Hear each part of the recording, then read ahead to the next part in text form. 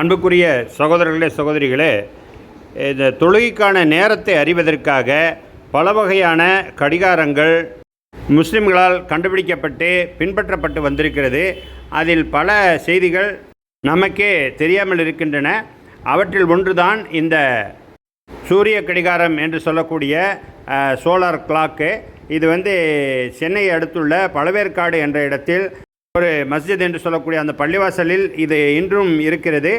அந்த நேரத்தை எப்படி கணக்கிடுகிறார்கள் என்பதை அவர் தெளிவாக விளக்குகின்றார். நம்மளுடைய இஸ்லாமியர்களுடைய பங்களிப்பு கடிகாரத்தில் நிறைய மறைக்கப்பட்டு இருக்கின்றது.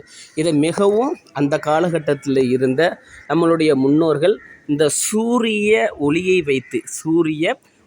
வைத்து நல்லா பாருங்கள், இங்கே பாருங்கள், சூரிய ஒளியை வைத்து இந்த கடிகாரத்தை என்ன செஞ்சுருக்காங்க, நேரத்தை பயன்படுத்தியிருக்காங்க. இப்பொழுது நேரம் என்ன அப்படின்னு நீங்கள் பார்த்தீங்கன்னா, இப்போ லைவில் பார்த்தீங்கன்னா 9:42. அதே நேரத்தை நீங்கள் இங்கே பாருங்கள், நான் உங்களுக்கு ஜூம் பண்ணி காமிக்கிறேன். இது அரபி லாங்குவேஜில் உங்களுக்கு புகுத்தப்பட்டு இருக்கிறது. அங்கே பாருங்கள், 7, 8,